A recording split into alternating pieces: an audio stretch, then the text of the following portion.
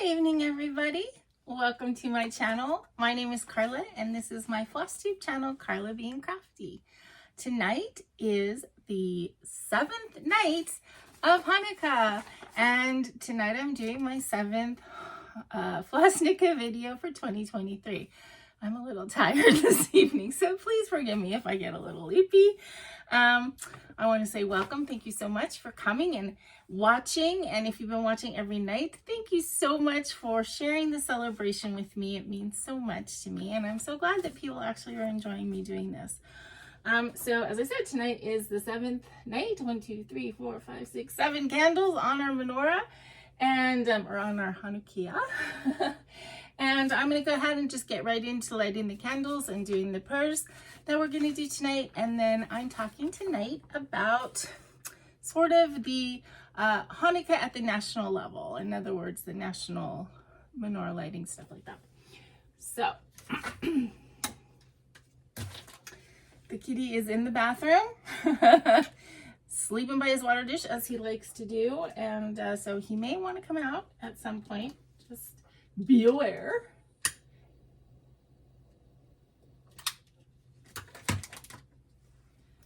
Baruch atah Adonai Eloheinu melech haolam asher kitshanu b'mitzvotav v'tzivanu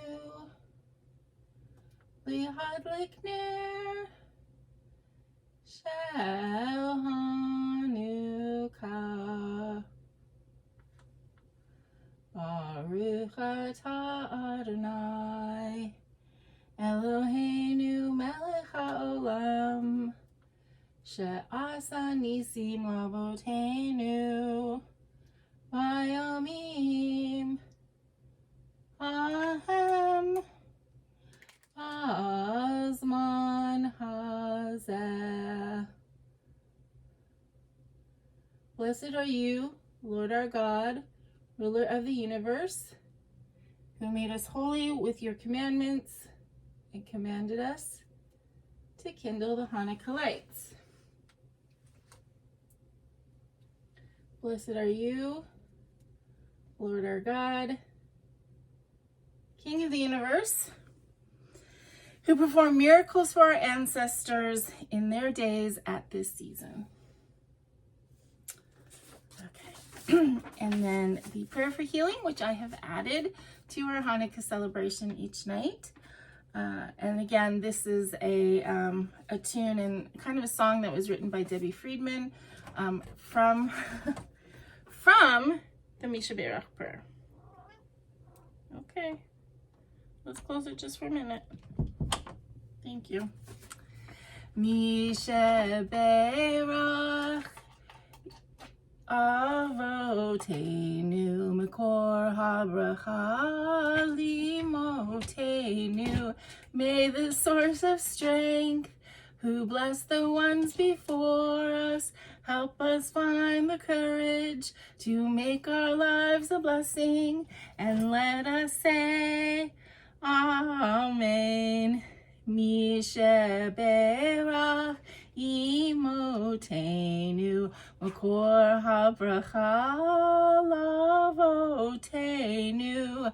Bless those in need of healing with refuah shlima, the renewal of body, the renewal of spirit, and let us say Amen.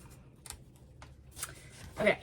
I'm sorry that the camera was wiggling. There is a little black beast on the floor who wants to play with a toy and knocked it past the stand. But I'm going to give him his toy a little bit early because he's here and he obviously wants to play. Baggy. Baggy. I don't think I threw it. Oh, now he's just going to knock you guys. Okay, the point was to get him away from the tripod, not, he's playing the game now of let's pass the toy through the base of the tripod. That's a fun game. All right, let's try this one.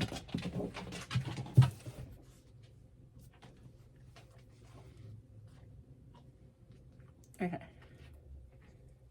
We may have a break. All right.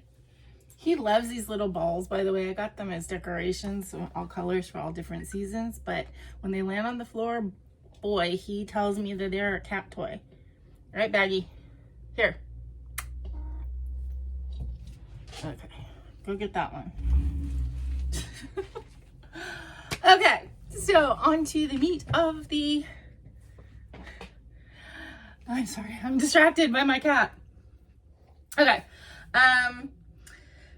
so Hanukkah at the national level basically is a tiny bit of a history lesson, just the years and times that certain significant things happened in the U.S. So Harry Truman was the first president to celebrate Hanukkah in the White House. In 1951, he accepted a menorah as a gift from the Prime Minister of Israel, David Ben-Gurion. Jimmy Carter in 1979 was the first president to have a menorah lighting on the lawn. So menorah wasn't really celebrated.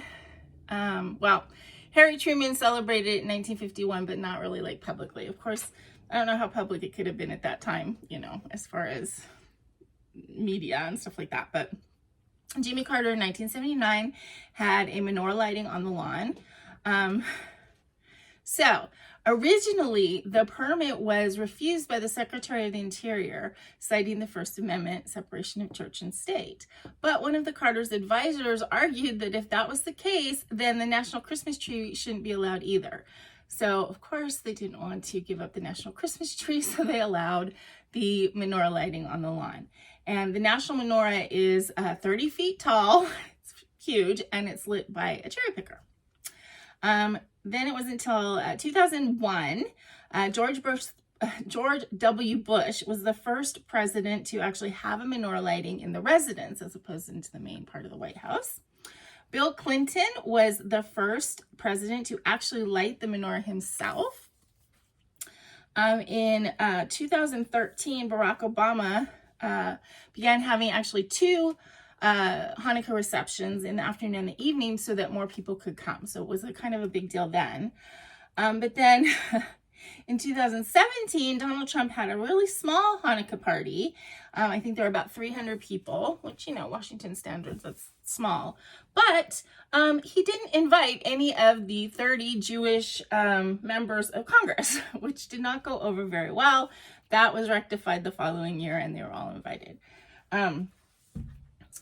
The current spouse of the current second gentleman, so the spouse of the current VP, is Jewish. And in 2022, so just last year, a menorah was actually created for the White House holiday decoration. So you know how there's a decorating theme each year, and you know a lot of decorations go into the White House.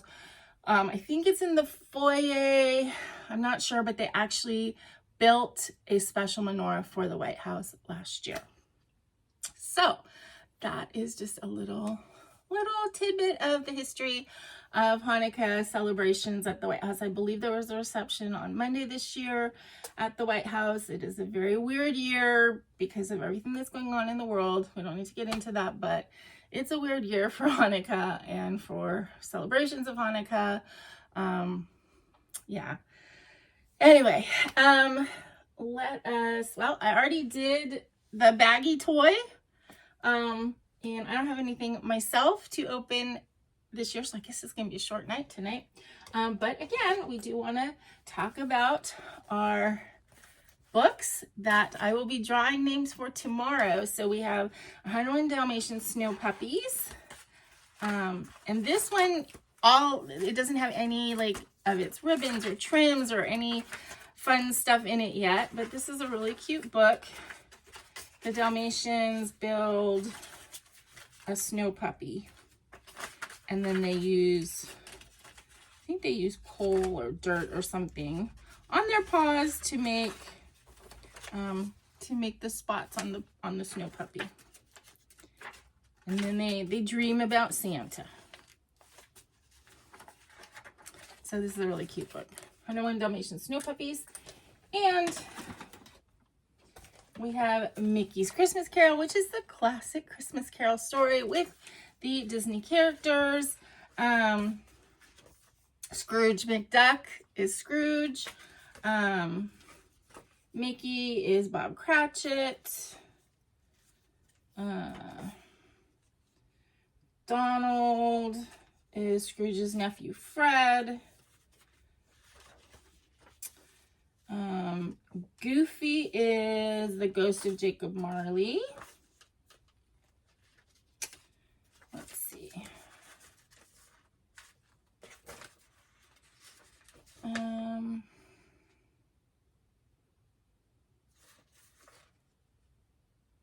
Ghost of Christmas Present is the giant from Merry Melodies, I think.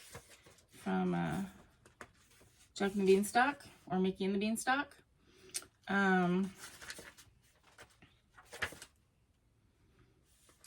Let's see. Ghost of Christmas Future is this guy. I'm not sure what his name is. I know I've seen him before.